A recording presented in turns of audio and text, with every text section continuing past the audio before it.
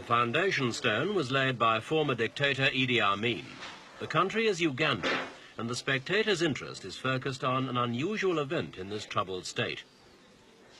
They're counting the votes in the first election for 18 years. In early December, Ugandans re-elected Dr. Milton Obote as their president. It was an exercise in democracy that Ugandans hope will bring stability. In Kampala, the capital, the daytime picture of normality is deceiving. When work ends, it's a desperate scramble to get a lift home, because there's still a curfew in operation. After dusk, Kampala is one of the most violent cities in the world. In one recent weekend, over 30 people died.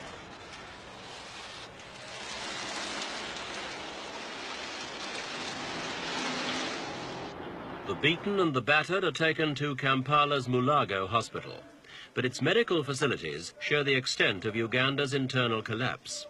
It's a legacy of 8 years of brutal dictatorship under Idi Amin and 18 months of chaos since his overthrow.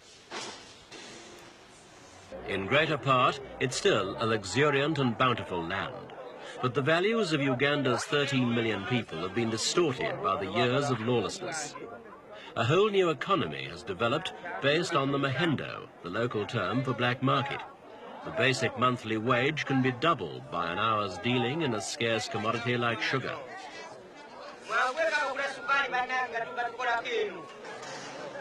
The breakdown in the country's communications has meant that imported goods like petrol are in short supply. Ugandans queue for hours for a few precious gallons. The country is barely ticking over. For all its potential wealth, Uganda can't get coffee, tea, sugar or minerals to the world markets.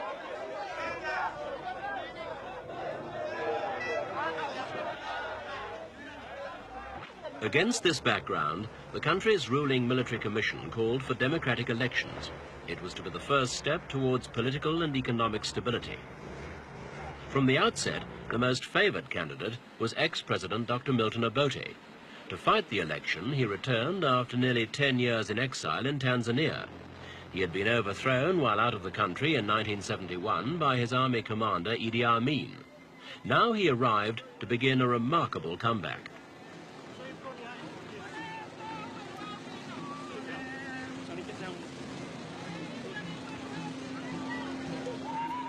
His arrival was emotional and impressively orchestrated.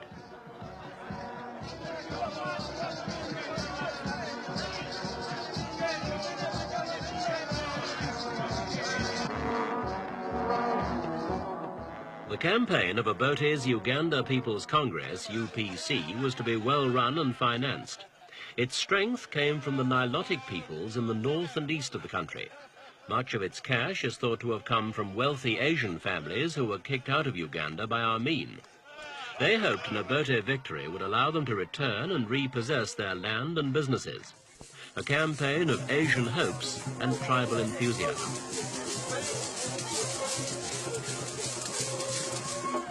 The UPC campaigned hard. Dr. Obote had a lot to live down. His method of ruling between 1962 and 1971 was increasingly resented by important groups of Ugandans. He earned the enmity of the 3 million Baganda by sending their chief ruler into exile. He then suspended the country's constitution and turned Uganda into a one-party state. According to his party's highly effective propaganda machine, Dr. Obote has been chastened by nearly a decade in exile. During this campaign, he preached reconciliation and reconstruction. His party's manifesto was moderate. This time, he promised to stick to the democratic process. The Baganda remained distrustful. Fists were waved at Obote's election cavalcade. They feared his return would lead once more to autocratic, military-backed government. The main opposing party to the UPC was led by Paul Semogerere. The conservative Roman Catholic-dominated Democratic Party gained the overwhelming support of the Buganda. Semogerere, a quiet lawyer, seemed lackluster in his performance against Obote. The DP was not as efficiently organized as the UPC. In his campaign, Semogerere accused the UPC of intimidation. In the north, 17 UPC men had been elected unopposed. The DP claimed their candidates had been prevented from registering. The DP was clean, but they claimed the UPC was trying to win by fraud and intimidation. The role of the army was crucial. Believed to be behind Obote, it was also responsible for imposing law and order so Ugandans could vote peacefully. Given the accusations, we asked the army leader, Brigadier Ojek, whether he felt free and fair elections were possible. There are Commonwealth observers in Uganda today. You may as well ask them that question. But do you think there are 60 of them Commonwealth observers? Why don't you ask them? Well, do you think they'll be free and fair? I think so. Do you think there'll be no intimidation? No, I don't. Brigadier, thank you. On election day, Ugandans turned out to vote in enormous numbers. Some of them had walked many miles to arrive at the polling stations early in the morning. For many, it was their first vote ever. Mr. Ebenezer Debra led the Commonwealth Observer team. 9 senior observers and their 37 assistants chatted to voters and watched over the polling. There was, however, a major hitch. Officials waited in vain for ballot papers. By midday, they still hadn't arrived at some Kampala polling stations. Some voters believed they weren't going to be allowed to vote. To exercise our liberty, our birth liberty. It was the early afternoon before the ballot papers finally arrived. Commonwealth observers were to note this and other irregularities. But overall, they were to overlook these problems and to declare the result a valid exercise. They felt that the Ugandan people had been freely able to express their choice. The use of die, as in Zimbabwe, stopped voters voting more than once. Stamped ballot boxes were padlocked. The observers felt the country should accept the result. DP candidate got 983.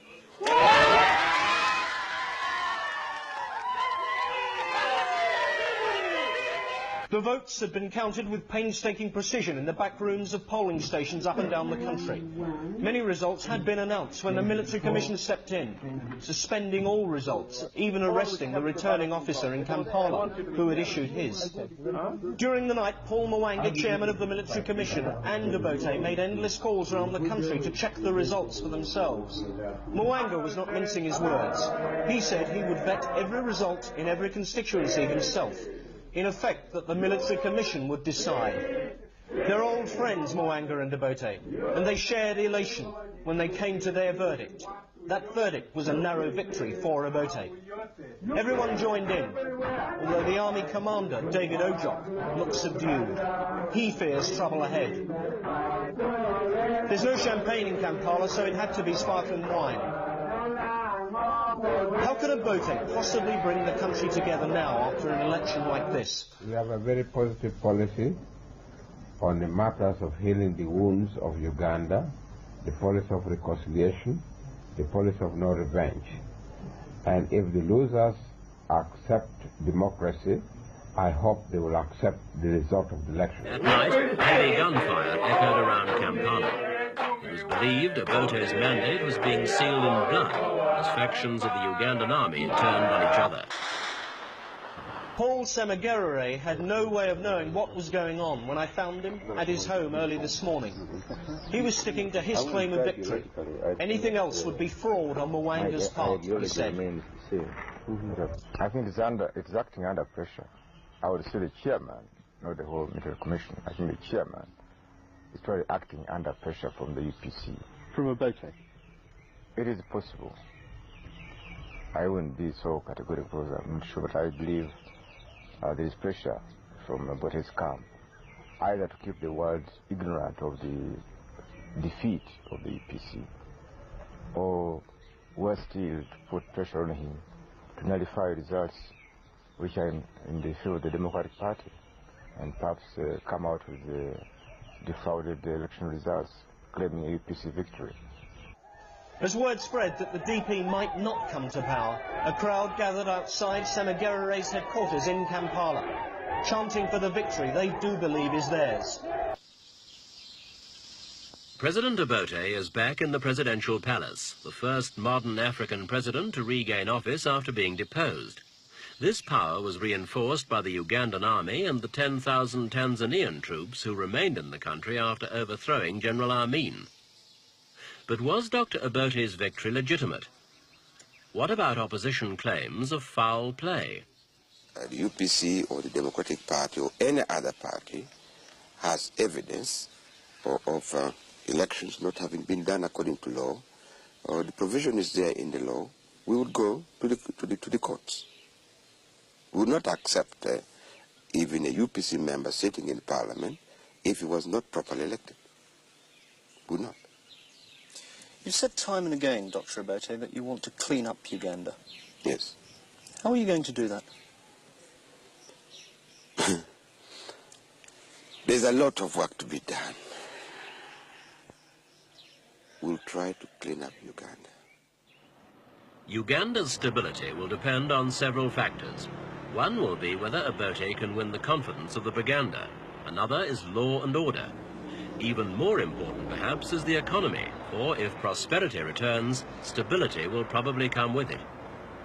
Obote has promised to tackle these problems without interfering with Uganda's newly restored democracy. Keeping that promise will make this one of the most difficult jobs in Africa.